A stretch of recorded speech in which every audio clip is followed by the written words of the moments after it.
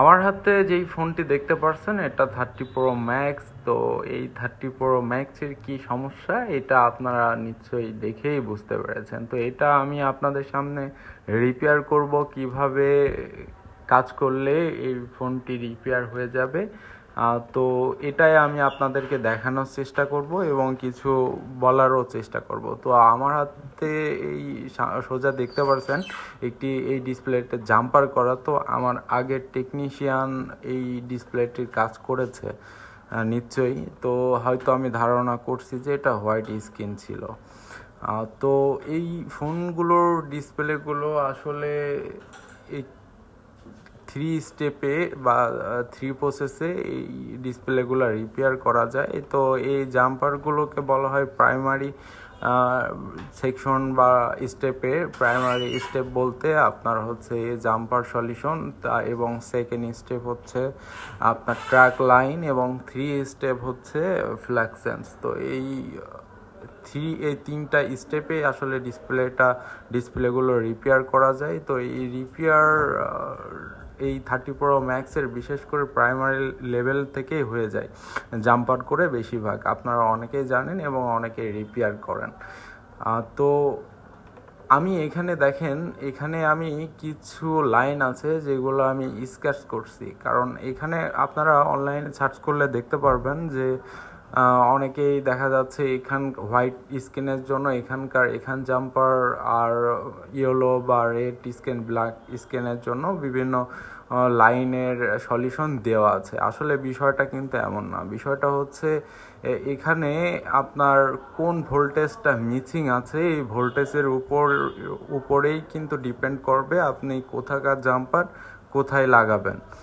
তো এখানে দেখা যাচ্ছে অনেকেই ভুলভাল বা আন্দাজে জাম্পার করে অনেকে হয়ে যায়, আবার অনেকের হয় না। তো তখন কিন্তু অনেকেই হেজিটেশনের মধ্যে পড়ে যান।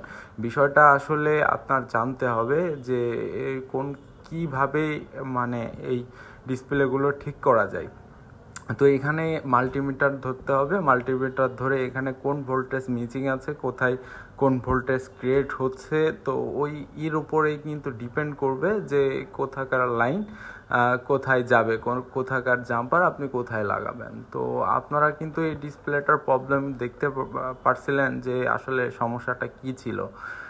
তো এখানে আমি ভোল্টেজ আছে কিনা, মান আছে কিনা, তো এটা আমি চেক করছি। তো চেক করার উপরেই কিন্তু ডিপেন্ড করবে যে আমি লাইনগুলো আসলে কোথায় জাম্পার কোথায় করব।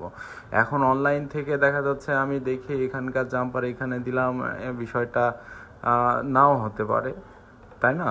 তো এখানে দেখেন ইতিমধ্যে একটি জাম্পার আছে কিন্তু, তো এটা হোয়াইট স্ক্রিনের ছিল। তো যে অবস্থা আছে এই অবস্থায় থাক। তো আমি নতুন করে প্রতিটা লাইনই কিন্তু চেক করব যে এখানকার হচ্ছে ভোল্টেজ আছে কিনা।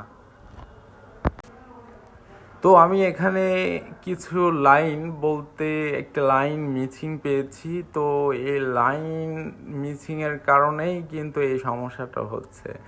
তো আপনারা অনেকেই দেখতে পারবেন যে গ্রিন স্ক্রিনের জন্য তো যেই পয়েন্টটা আছে 7 to 7 জাম্পার করে, অনেকেই দেখা যাচ্ছে জাম্পার করে হয়ে যায়। তো এটা কিন্তু জাম্পার করাই আছে, আপনারা দেখতে পারছেন, তারপরও কিন্তু একই প্রবলেম। অনেক টেকনিশিয়ান থাকবে হয়তো বলবে যে ভাই 7 to 7 জাম্পার করলেই তো হয়ে যায় বা হবে। আসলে বিষয়টা কিন্তু এমন না। অনলাইন থেকে আসলে সহজেই দেখা যায়, কিন্তু বাস্তবে ওই কাজগুলো করবেন আপনার ওই বাস্তবে কাজগুলোর সঙ্গে মিলবে না।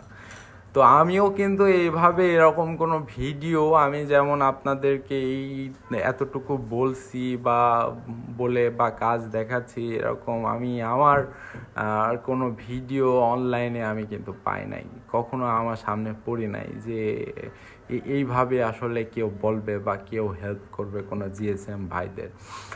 তো বিষয় হচ্ছে আসলে কি, আমি যতটুকু জানি, আমি যদি কাউকে জানাই তাহলে যে আমার যে জানা কাজগুলো অজানা হয়ে যাবে, বিষয়টা এরকম না। আমার যে কাজ কমে যাবে, বিষয়টা কিন্তু এমনও না। তা আপনারা দেখতে পারছেন যে ডিসপ্লেটা কিন্তু আগে যে অবস্থায় ছিল ওই অবস্থায় নেই, এখন কিন্তু ফুললি ওকে হয়ে গিয়েছে।